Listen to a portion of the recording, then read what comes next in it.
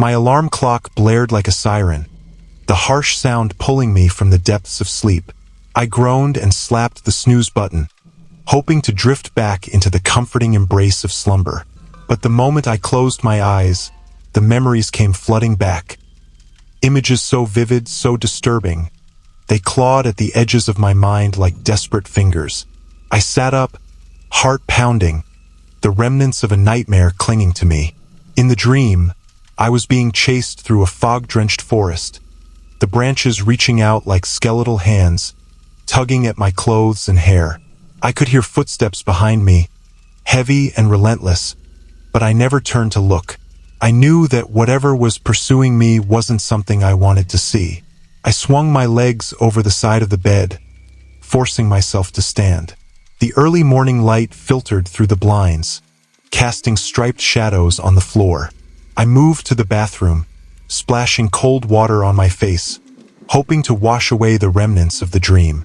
After a cup of coffee and a quick shower, I headed to work, the nightmare still echoing in the back of my mind.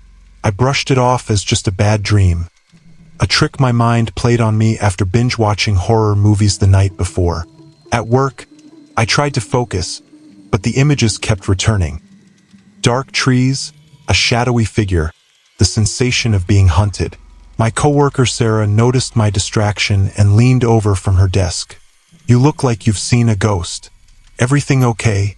"Yeah, just a weird dream," I replied, forcing a smile. "I'll be fine." But as the day dragged on, the feeling of dread only deepened. My productivity waned, and the shadows of anxiety crept closer. I thought about how I hadn't felt safe in my own skin lately, how I felt like a prey animal always on high alert. That evening, I decided to go for a run to clear my head.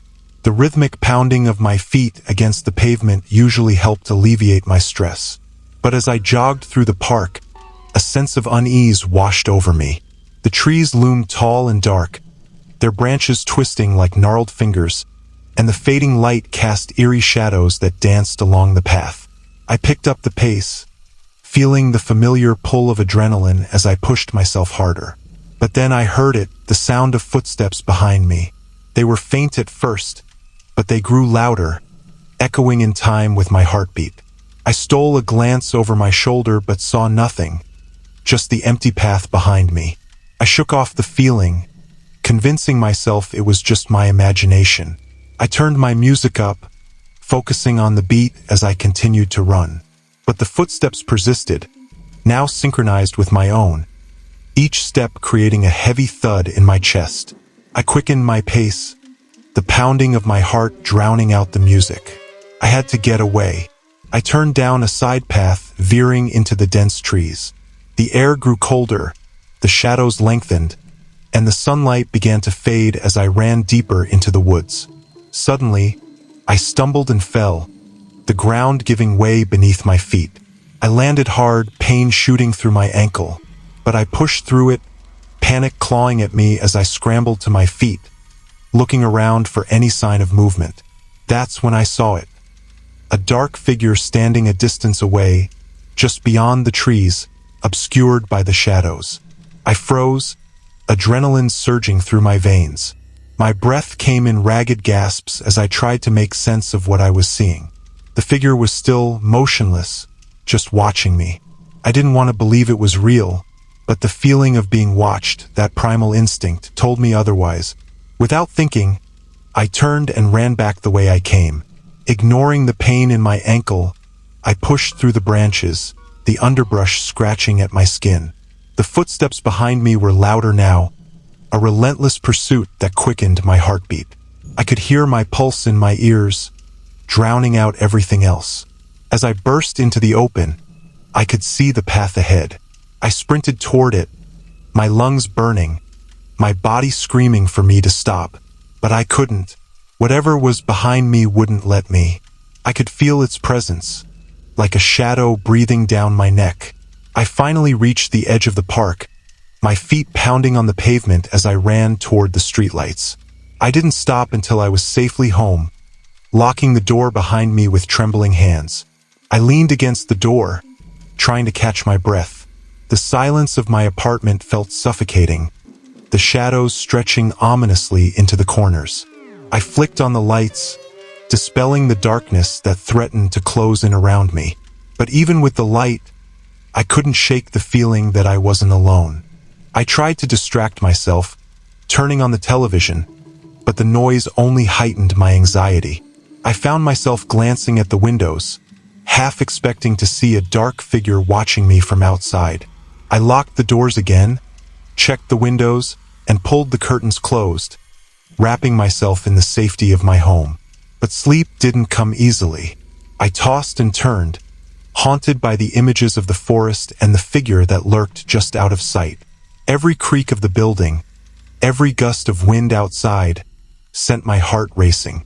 I finally succumbed to exhaustion, but the sleep that took me was filled with nightmares. This time, I found myself back in the forest, the darkness enveloping me like a shroud. I could hear the footsteps again, louder, more urgent. I ran, but the branches snagged at my clothes, pulling me back. I could see the figure now, closer than before, its face obscured by shadow. "Help me!" I screamed, but the words fell flat, swallowed by the darkness. The figure reached out a hand, its fingers elongated and twisted. I could feel the coldness radiating from it. Just as it touched my arm, I jolted awake, gasping for breath. The clock read 3:12 a.m., the numbers glowing ominously in the dark. I lay still, the fear coursing through my veins like ice. I couldn't shake the feeling that I was still being watched. I grabbed my phone, scrolling through social media in a futile attempt to distract myself. But the stories of violence and crime only fueled my anxiety. Just as I started to calm down, I heard a noise, a soft scratching at the window. I froze, heart pounding in my chest. Couldn't be real. I was just imagining things, right? I listened intently, and there it was again. I mustered the courage to sit up and turn toward the window. The curtains billowed slightly, but I saw nothing outside. I slowly walked over and peeked through the blinds, my heart racing. The street was empty, but the feeling of unease lingered like a fog. Then I noticed something on the ground below my window, a small object glinting in the moonlight. I opened the window, the cool night air washing over me, and leaned out to get a better look.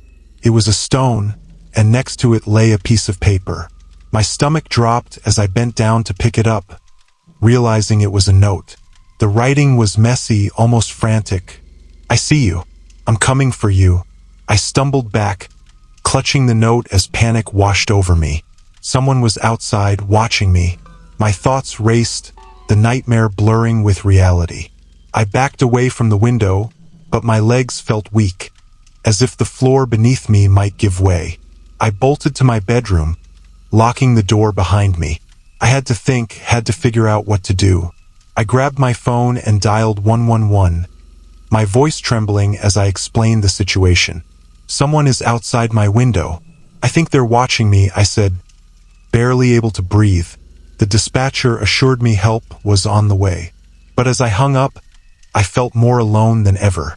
I grabbed a chair and wedged it under the doorknob, desperately trying to create a barrier between me and the outside world.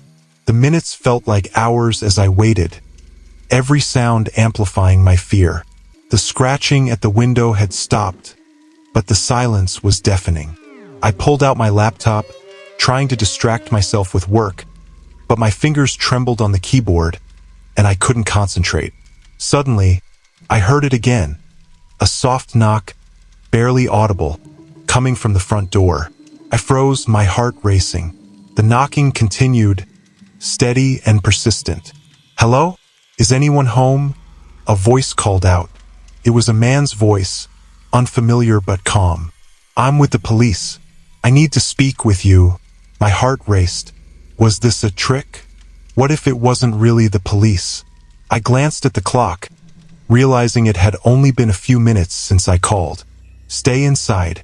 Don't open the door," I whispered to myself, trying to keep calm. The talking grew louder, and I could hear the man's footsteps shifting outside. "Ma'am," I really need you to open the door. We're here to help you, he insisted, his tone becoming more urgent. I crouched down, trying to stay hidden. The fear coursing through me was paralyzing. I waited, holding my breath, as silence enveloped the apartment once more. Then, without warning, the sound of shattering glass pierced the air. I gasped, my heart in my throat. Someone was breaking in. The realization crashed over me like a wave, and I scrambled to find a place to hide. I ducked behind the bed, praying whoever was coming wouldn't find me. The footsteps grew louder, echoing in the small space. I held my breath, the world closing in around me. I could hear the soft creak of the bedroom door opening, and then nothing. My mind raced. Was this it? Suddenly, I heard a voice call out, "Ma'am, are you in here?" It was a police officer. I felt a rush of relief wash over me, but I didn't move. What if it was a trap? The officer called again, "I need you to come out. You're safe now." Slowly, I crept out from my hiding spot, my heart still pounding in my chest. I could see the officer standing in the doorway, his face serious but kind. "Are you hurt?" he asked, taking a step forward.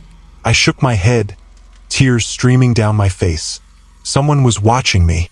They were outside my window. He nodded, looking back toward the shattered glass. "We'll figure this out. You're safe now." As I stepped into the light, I felt a flicker of hope. But deep down, I knew the nightmare wasn't over. The fear still lingered, a dark shadow I couldn't shake. I looked at the officer, and in that moment, I realized I had to confront the darkness. Whatever was lurking out there, I couldn't let it take me. I had to face my fears, and maybe then I could finally find peace.